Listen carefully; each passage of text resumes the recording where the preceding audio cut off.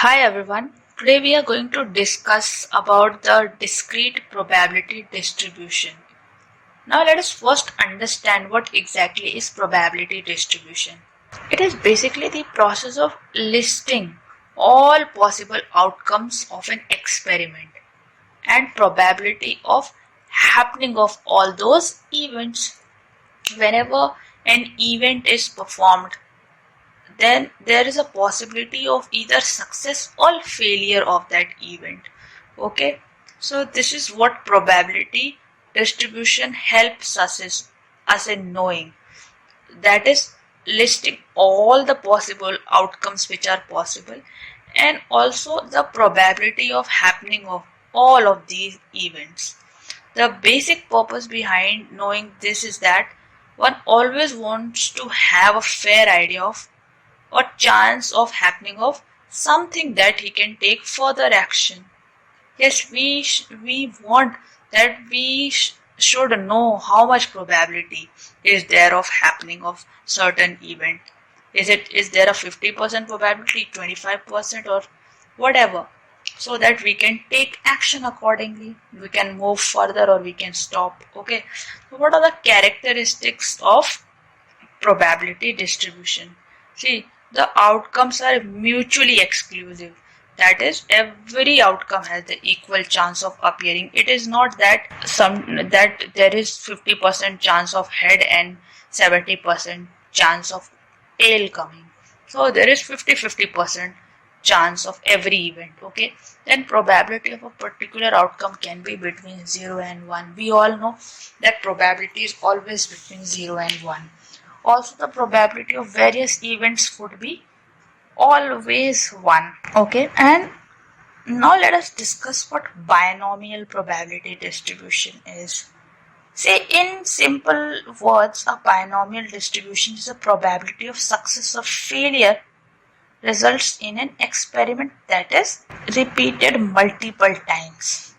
Okay, we want to know that what is the probability of the success or failure of certain event.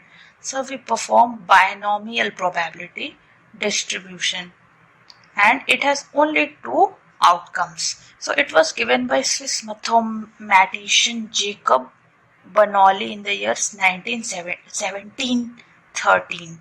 It is a type of distribution that has two possible outcomes. For example, a coin has only two possible outcomes, either head or tail coming, or taking a test can also have two outcomes, either we pass or we fail. Now, what are the characteristics of binomial probability distribution? See, here the number of tries are fixed. That is, the number of experiments are constant or fixed. Whatever experiment we are performing, the number of trials are fixed. Okay, that is the 10 experiments we are going to perform, or 15 or whatsoever. Trials of experiments are independent. That is, each trial do not depend on each other. It is not that in order for head to come, it should be that the tail should also come. It should not be dependent on tail. It is independent. It is not dependent on any other factor. Okay, there are only two possible outcomes of experiment, that is success or failure, and the probability of success is denoted by P and remains constant throughout the trials. Okay, that is, there are only two possible outcomes, either we pass or we fail, and 1 minus P represents the probability of failure of event. So when we talk about P, it is the probability of success, and when we talk about 1 minus P, it denotes the probability of failure of an outcome. So what is the formula for binomial distribution?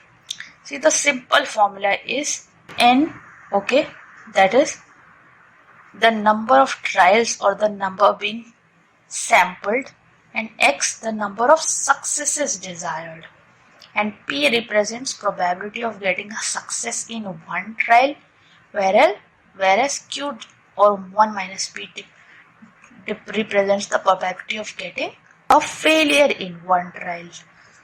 So this is what the formula basically talks about.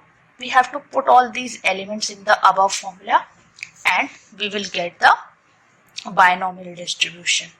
Now what are the different parameters or different formulas that are used in order to take out the mean, variance and standard deviation? See, for mean, n into p, that is the number of trials, into p, that is the probability of success in one trial. We have to multiply both of them. Okay, remember this is very important.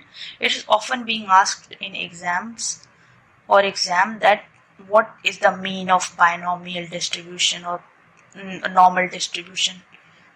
Okay, so the mean for binomial distribution is n into p and the variance is n into p into q. When we talk about standard deviation, it is root n into p into q.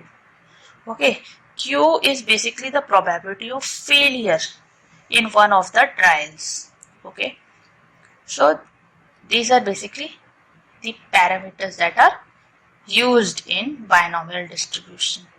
Now the next distribution is the Poisson distribution. What is Poisson distribution? It was basically given by French mathematician Simon Poisson in the year 1837, and it is used in all those situations where the probability of an event is small.